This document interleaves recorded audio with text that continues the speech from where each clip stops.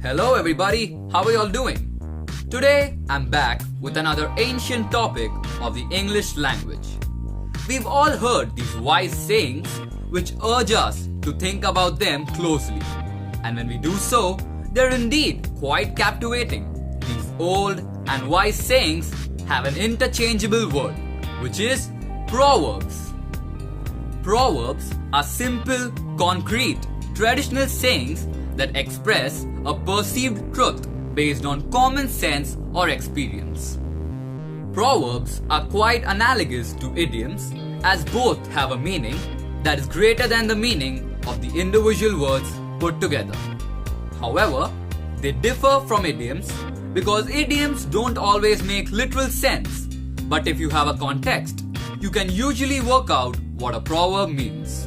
Moreover, proverbs are generally full sentences, whereas idioms are usually a part of the complete sentence. An example of a proverb is two wrongs don't make a right. This bit of wisdom is a proverb which is used to criticize a person's wrongful conduct as a response to another's offense. So, without further ado, let's begin with the first proverb, which is practice makes perfect. This proverb is used to indicate that the more a skill is practiced, the better one becomes at it. The current form of this expression emerged in the late 1500s, prior to which the saying was, use makes perfect. The next proverb is actions speak louder than words.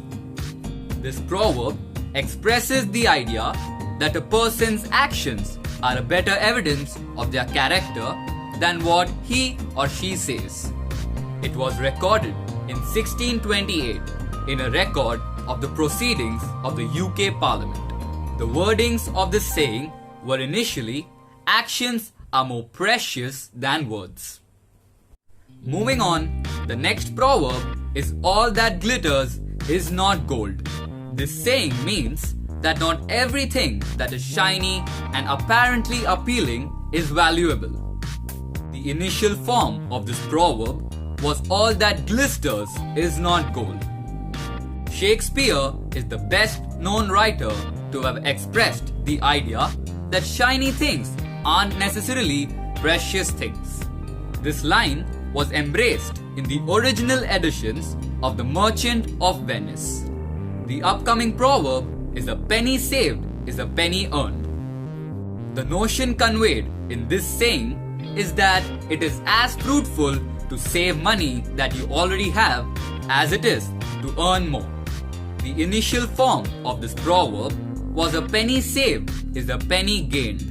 The first usage of the current form of the saying is sometimes ascribed to Benjamin Franklin. This is because Franklin's image was on the head side of a cent token which was issued in the United States around 1863. The proverb, a penny saved is a penny earned, is shown on the tail side of the token, and this is probably the earliest use of the saying in that form. The next proverb is better late than never, which is often expressed with a degree of sarcasm, apparently saying something positive, but in fact merely remarking on someone's lateness. This saying was first recorded in 1200 and appears in several English proverb collections. Cleanliness is next to godliness.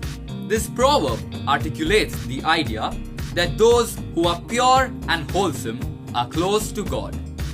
When the proverb was put forward in the 17th century, cleanliness referred to both moral purity and personal hygiene. This saying was first recorded in a sermon by the preacher John Wesley in 1778. The next proverb is a leopard cannot change its spots. This saying expresses the notion that things cannot change their inherent nature. This saying was first recorded in English in 1546 and has been used since the early English versions of the Bible. The upcoming proverb is an apple never falls far from a tree. This saying expresses the idea that a person inevitably shares traits with or resembles his or her parents or family. This proverb ordinarily is comparable to the saying, like father, like son. This proverb seems to have first appeared in German and was brought to English by the American philosopher Ralph Waldo Emerson in 1839. The next proverb is necessity is the mother of invention, which expresses the belief that difficult situations inspire clever solutions. The origin of the saying is sometimes attributed to the Greek philosopher Plato. This proverb exists in many other languages, but the earliest actual usage of the words necessity is the mother of invention is accredited to Richard Frank, who used it in his book Northern Memoirs. The last proverb is a problem shared is a problem halved. This saying conveys the idea that when in difficulties, it is useful to talk to someone about them. The first use of the proverb is recorded in 1854 in the Muncie Evening Press. The expression crossed the Atlantic and began to be used in the United States after the World War II.